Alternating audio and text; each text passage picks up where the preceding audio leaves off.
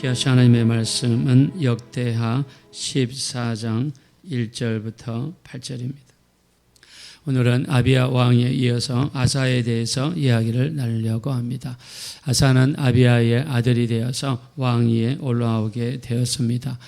자, 아비야가 우리 지난 2시간을 통해서 살펴보았지만 그렇게 하나님 앞에서 합당한 왕은 아니었습니다.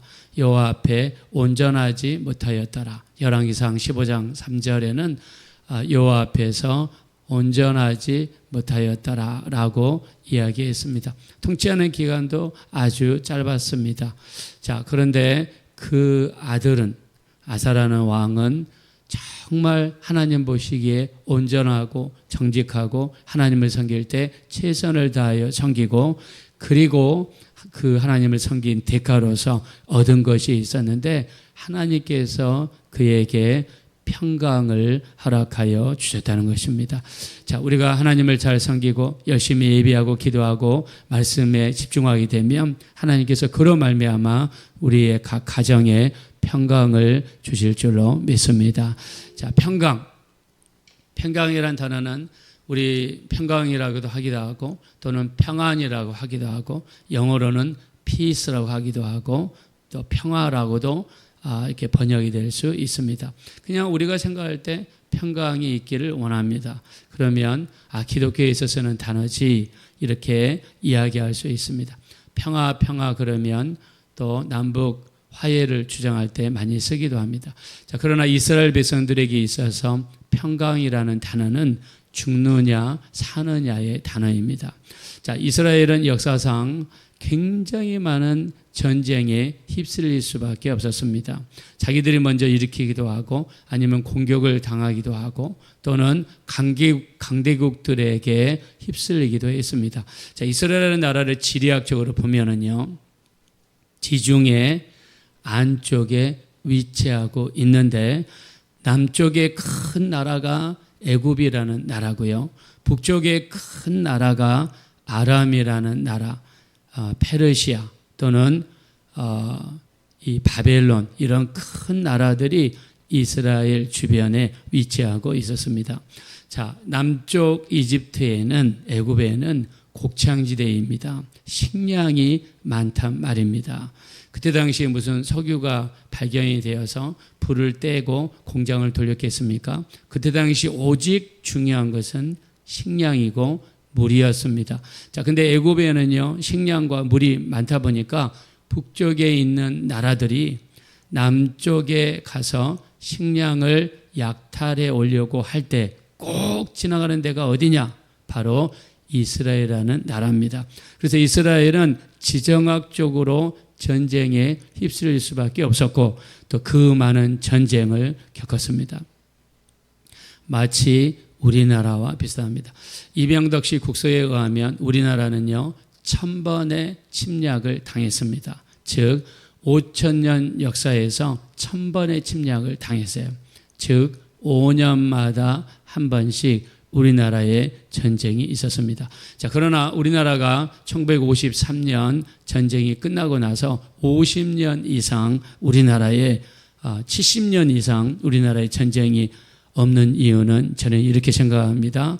각동 각처에서 수많은 기독교인들과 교회에서 나라를 위해서 기도하고 민족을 위해서 기도했기 때문에 하나님이 우리나라를 지키고 계시는 줄로 믿습니다. 하나님이 우리나라를 지키고 계시기 때문에 70년 이상 이 나라에 전쟁이 없습니다. 그래서 나라와 민족을 위해서 어저께 우리 수요예배에서도 나라와 민족을 위해서 매주마다 기도합니다.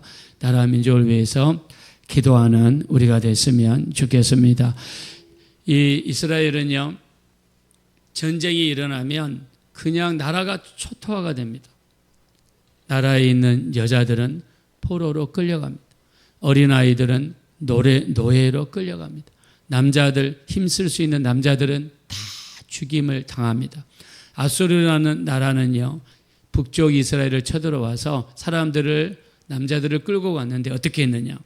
아수르를 끌고 가서 니느웨 성 근처에서 남자들을 살해하고 남자들의 피부를 벗겨서 성벽에다가 붙여놓고 그리고 점령군 그 나라에다가 피부를 벗겨가지고 사람을 피부를 그 성 벽에다가 붙였습니다. 여기는 우리가 점령했다는 것이죠. 자, 이렇게 잔인한 민족이 아수르 제국입니다. 자, 그래서 아침에 만나면 우리 한국 사람들은 어떻게 합니까? 안녕하셨습니까? 밤새 평안하셨습니까? 이런 뜻이죠. 자, 이날에는 우리가 의료가 발전하지 않고 밤에 자고 나면 사람이 돌아가시기 때문에 우리 그런 인사를 하기도 했습니다. 이스라엘 백성들은요, 만나면 샬롬 그럽니다. 만나면 샬롬. 무슨 말입니까? 당신에게 평강이 있기를 원합니다. 건강하시고 아프지 않고 또 죽지 않고 또 집안이 무너지지 않고 집안이 온전히 보존되기를 원합니다. 이런 뜻에서 만나면 평강을 빌었습니다. 평안하기를 원합니다. 평강을 빌었단 말이에요. 왜냐하면 전쟁도 많고 질병도 많고 배고픔도 많으니까. 그래서 우리 마태복음 10장 12절 13절에 보니까 너희가 집을 방문할 때 그 집에 평안하기를 빌라. 그 집이 이에 합당하면 평강이 그 집에 임할 것이요 합당치 아니하면 너희에게로 돌아올 것이니라 그랬습니다. 그래서 이스라엘 백성들은 어느 집에 들어가든지 샬롬 그럽니다. 이 집에 평안이 있기를 원합니다 라고 축복하는 거예요. 그래서 그 집이 거기에 합당하면 평강이 그 집에 임하지만 합당치 않으면 우리에게 돌아온다는 거예요. 그래서 우리가 각 가정 성도님들이 집을 방문할 때 제일 먼저 우리 뭘 합니까? 앉아서 기도하면서 그 집에 평강을 빌어주죠. 그러면서 이 집에 평안이 임하게 도와주시고 가족이 건강하게 하시고 하시는 일들이 잘 되게 하시고 자식들이 형통하게 하시고 무엇보다도 예수를 잘 믿게 도와주시옵소서. 자, 우리가 복을 빕니다. 근데 그 복을 비는 순간에 이 집이 합당하면 그 집에 임하는 거고 합당치 않으면 그 내가 빌었던 복이 다시 내게 돌아온다는 거예요. 자, 그러면 그 집에 가서 우리가 평안을 빌 때 어떻게 해야 됩니까? 나를 축복하듯이 평강을 빌어야 돼요. 물론 당연히 그 집이 합당해서 이 복이 임하기를 원하지만 합당치 않으면 그 복이 누구에게 돌아오는 거예요? 내게 돌아오는 겁니다. 그래서 있는 힘을 다해서 그 집을 축복하시라는 거예요. 나를 축복하시는 심정으로 하시라는 거예요. 자, 예수님을 보겠습니다. 우리 요한복음 20장 19절부터 21절에 보면 예수님이 부활하신 다음에 이 마가의 다락방에서 무서워서 떨고 있는 제자들에게 가장 먼저 하신 말씀이 무슨 말씀입니까? 뭐라고 그러셨죠? 너희에게 평강이 있을지어다. 제일 먼저 하신 말씀이 평강이 있을지어다. 이 평강이 무엇입니까? 지금 붙잡힐까 봐 두려워하고 잡히면 죽을까 봐 두려워하고 예수님이 십자가에서 끔찍하게 죽는 장면을 봤거든요. 나도 저렇게 붙잡혀가지고 저렇게 죽으면 어떻게 하지? 두려움에 떨고 있는 자들에게 주님이 가장 먼저 한 것은 무엇입니까? 평안이 있기를 너에게 평강이 있을지어다 라고 명령하여 주신 것입니다. 주님이 평강이 임하면 두려움이 사라지게 될 줄로 믿습니다. 염려, 근심, 걱정이 사라지게 될 줄로 믿습니다. 모든 문제가 해결받게 될 줄로 믿습니다. 이게 평강의 능력입니다. 주님께서 임하시자마자 너에게 평강이 있을지어다. 19절에 한번 하시고 21절에 한번 하시고 그래서 우리 이 염려, 근심, 걱정이 많고 문제가 많고 질병이 많고 어려움들이 많은 이 시대에 이런 모든 문제 해결할 수 있는 것은 무엇입니까? 하나님이 평강이 우리에게 임할 때 이런 어려움들이 물러가게 될 줄로 믿습니다. 그래서 이 예루살렘이라는 도시 이름이 무엇입니까? 예루살렘. 예루살렘은 에루는 동네, 거주지라는 뜻이고요. 살렘은 평강이라는 뜻이에요. 즉 평화의 도시, 평강의 도시라는 뜻이에요. 자, 왜 그럴까요? 이 예루살렘이라는 도시가 너무나 많은 침략을 받으니까 너무나 많은 염려, 근심, 걱정이 있고 사람들이 죽으니까 이 도시에 이 나라에 평강이 임하기를 염원하는 심정에서 예루살렘이라 했습니다. 예루살렘의 이름 그 근원을 여러 가지 이론이 있는데요. 그 중에 하나가 아브라함이 이삭을 바쳤던 장소가 그 예루살렘 지금 성전이 있는 곳입니다. 거기에 바위가 있어요. 그 바위는 아브라함이 이삭을 묶어서 하나님께 바치려고 했던 바위입니다. 근데 하나님께서 이 숫 양을 준비하셨죠. 그걸 보고 아브라함이 뭐라고 했습니까? 여호와 이레라 그랬습니다. 하나님께서 우리를 위해서 준비하신다. 자, 이레라는 단어가 시간이 지나면서 이루가 되고, 이루라는 단어가 시간이 지나면서 에루가 되고, 에루에다가 평강을 상징하는 살렘을 붙여서 예루살렘이 된 겁니다. 즉, 이 예루살렘에는 평강만 있기를 원합니다라는 염원을 담았습니다. 여러분의 가정에도 하나님의 평강이 임하게 되시기를 예수 이름으로 축원합니다. 자, 어떻게 하면 하나님의 평강이 임할 수 있을까? 바로 아사왕처럼 하면 됩니다. 아사왕 하면 평강으로 비유할 수 있겠죠. 자, 우리 한번 1절 보겠습니다. 다 같이 읽읍시다. 시작. 아비야가 그의 조상들과 함께 누움에 다윗성에 장사되고 그의 아들 아사가 대신하여 왕이 되니 그의 시대에 그의 땅이 10년 동안 평안하니라. 아멘. 아사왕이 왕이 되자마자 그 아버지하고는 다르게 하나님이 아사왕을 형통하게 하시고 10년 동안 평안을 주셨습니다. 아버지보다 더 나은 아들이 나왔고 더 하나님을 잘 섬기는 아들이 나왔습니다. 여기서 축복하겠습니다. 우리보다 예수 더 잘 믿는 우리의 자녀들이 되어지시기를 예수 이름으로 축원합니다. 우리 자녀들이 잘 돼야 됩니다. 아사 자식들이 더 잘 됐어요. 자, 아사가 어떻게 하나님의 평강을 누렸는가? 2절입니다. 다 같이 한번 읽읍시다. 시작. 아사가 그의 하나님 여호와 보시기에 선과 정의를 행하여. 아사는 사람들이 보기에 합당한 일을 한 게 아니라 오직 하나님의 관심만을 끌기 위해서 노력했습니다. 성경에서는 하나님 보시기에 그랬습니다. 우리가 예배하고 기도하고 신앙생활하는 이유가 무엇입니까? 사람에게 잘 보이려고 하는 것인가요? 아니죠. 마태복음 6장 1절에 사람에게 보이려고 너희 의를 행치 않도록 주의하라. 그렇지 않으면 너에게 상이 없느니라 그랬습니다. 아사의 오직 목표는 하나님의 시선을 의식하는 것입니다. 라틴어로 코람데오라고 그러죠. 하나님 보시기에 합당한 신앙생활을 했습니다. 자, 그리고 우리 3절입니다. 시작. 이방 제단과 산당을 없애고 주상을 깨뜨리며 아세라 상을 찍고. 아멘.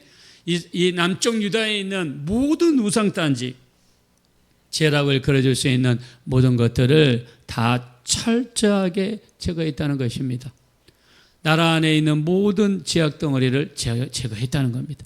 우리도 기도할 때 우리 삶을 돌아볼 필요가 있겠죠. 하나님 보시기에 합당치 않는 그런 습관과 삶, 생활, 또 우리 안에 있는 죄악이 있다면 돌아보고 회개해야 될 줄로 믿습니다. 자, 4절입니다. 시작. 유다 사람에게 명하여 그 조상들의 하나님 여호와를 찾게 하며 그의 율법과 명령을 행하게 하고. 아멘.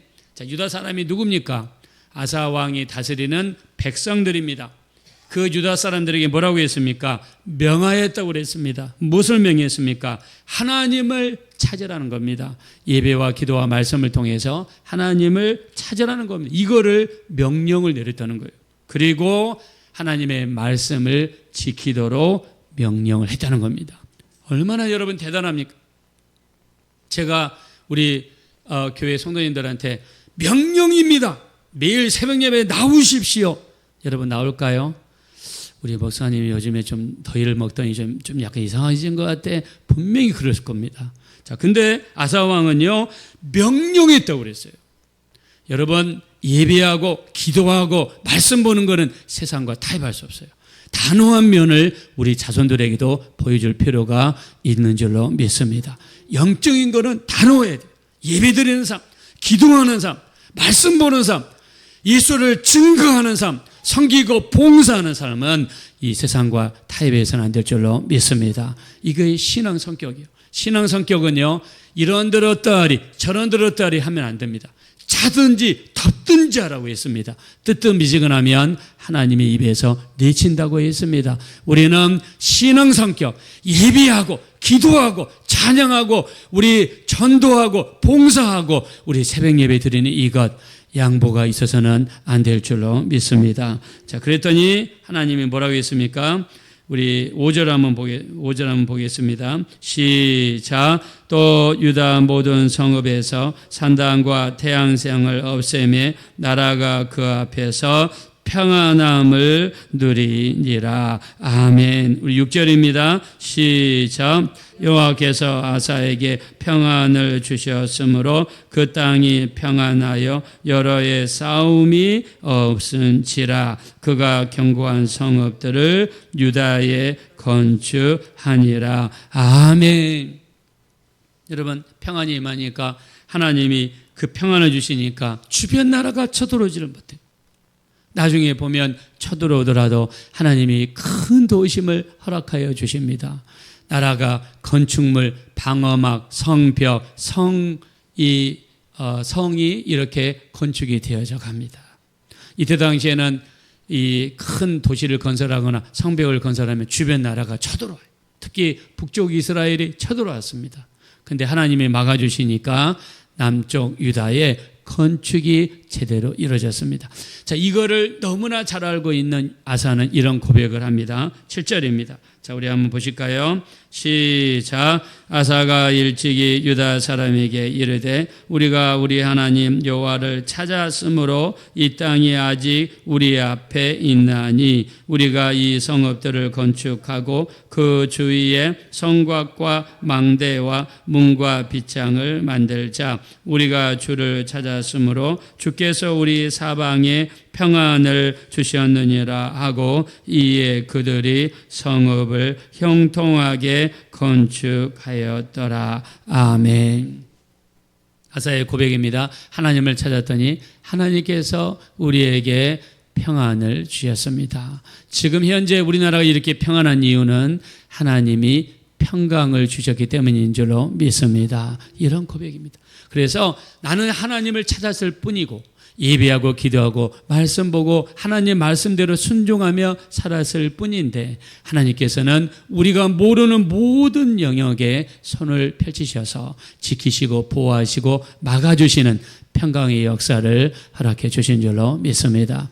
우리 하나님을 찾는 것이 복이 되는 줄로 믿습니다. 내가 열심히 하나님을 찾고 예비하면 그 하나님의 평강이 가정에 퍼지게 되고 자녀들에게 퍼지게 되어서 미리 일어난 안 좋은 일을 막아주시고 하나님의 보호하심이 나타나게 될 줄로 믿습니다. 열심히 하나님을 찾으시고 열심히 주님을 섬기셔서 하나님 주시는 평강이 여러분 가정에 넘치게 되시고 더 나아가서 우리 한국교회와 우리나라에 넘치게 되시기를 예수님의 이름으로 축원합니다. 이 시간 기도하실 때 우리 자신이 하나님을 열심히 찾게 도와주세요. 우리 각 교회가 열심히 하나님을 찾게 도와주세요. 우리 한국교회가 열심히 하나님을 찾게 도와주셔서 하나님 주시는 평강이 우리 각 가정에 우리 자녀들에게 우리 한국교회에 우리나라에 차고 넘쳐서 평화가 유지되고 안정이 유지되고 행복이 유지되고 하나님의 도우심이 유지가 될 수 있도록 하나님을 찾는 우리가 되고 평강이 넘치는 복이 우리에게 임하게 달라고 합심으로 간절히 기도하겠습니다. 벌하시고 잡으라시 하나님 진심으로 감사합니다. 하나님을 찾고 하나님께 예배하고 하나님께 기도하고 하나님께 열심히 나갔더니 하나님의 우리 각 가정에 우리나라의 평강을 허락하여 주셨습니다. 현재 우리의 모습은 하나님이 붙들어 주셨기 때문입니다. 현재 우리에게 주신 행복, 현재 우리에게 주신 평화, 현재 우리에게 주신 안정된 삶은 하나님의 손으로 우리를 붙들어 주시기 때문인 줄로 믿습니다. 우리 교회가 평강한 것도 하나님의 손으로 붙들어 주시기 때문이요. 우리 각 가정이 평안한 것도 하나님께서 우리 각 가정에 평강을 주셨기 때문인 줄로 믿습니다. 우리는 하나님을 찾고 예배하고 기도하고 우리 하나님 앞에 나간 것뿐인데 하나님께서 은혜를 베풀어 주시어서 우리에게 놀라운 역사를 허락하여 주셨습니다. 존귀하신 하나님 고맙습니다. 날마다 우리 하나님을 찾을 수 있는 우리 모두가 될 수 있도록 역사하여 주시옵소서.